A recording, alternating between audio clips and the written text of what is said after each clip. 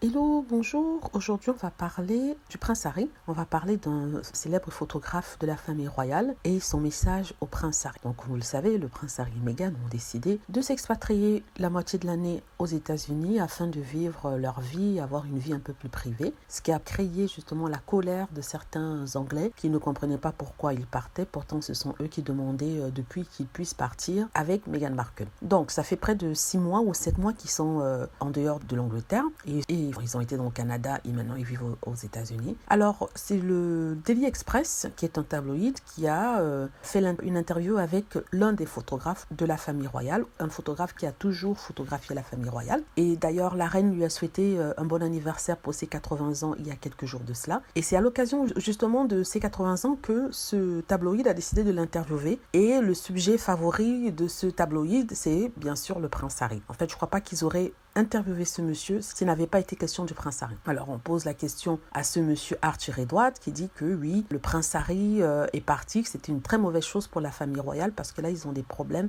d'image, ils ont des problèmes pour trouver une autre personne qui va faire une partie du travail qui était fait par le prince Harry. Et il dit que Harry a changé depuis qu'il a rencontré Meghan Markle, que Meghan Markle est à la base de son changement. En même temps, ce qui est intéressant dans cette interview, c'est qu'à un certain moment, il demande au prince Harry de revenir. Il le supplie. Et en anglais, ça dit « Please come back, the Queen needs your support ». Ça veut dire « S'il te plaît, reviens, Harry, la reine a besoin de ton soutien ». Et il dit aussi « Peu importe ce qu'on t'a fait, nous te demandons pardon ». Il dit qu'il n'arrive pas à croire que ce qui se passe est en train d'arriver. Il dit que le prince Harry est essentiel au bon déroulement des choses en Angleterre au niveau de la famille royale et qu'avec le prince William, il forme une équipe de choc, une équipe gagnante et qu'il faut absolument que Harry revienne le plus rapidement possible. Il dit qu'en fait, il a suivi Meghan Markle, le prince Harry, alors qu'ils étaient en tournée. Il a trouvé incroyable, il a trouvé gentil, il a trouvé génial. Il ne comprend pas comment les choses ont fait pour tourner aussi mal. À un certain moment, il a dit qu'il a demandé à la cour royale de pouvoir discuter avec Meghan,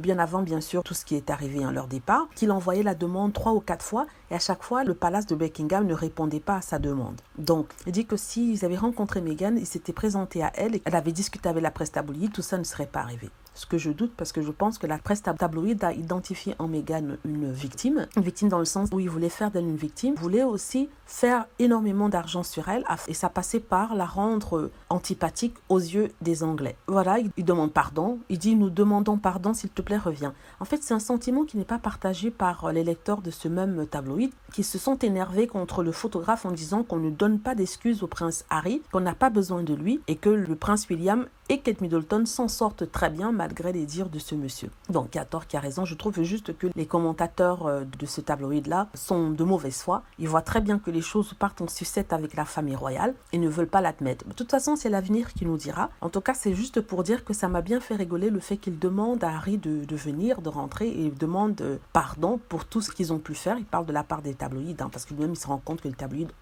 sont quand même un peu responsables de la situation avec le prince Harry. Et ça m'a fait bien rigoler. Voilà, j'espère que ça osera aussi faire rigoler. C'est triste, mais en même temps, ça fait rire. Voilà, merci d'avoir écouté. N'hésitez pas à cliquer sur like si vous avez aimé, à vous abonner pour plus de vidéos et à cliquer sur la petite cloche afin d'être averti lorsque je poste une nouvelle vidéo. Merci.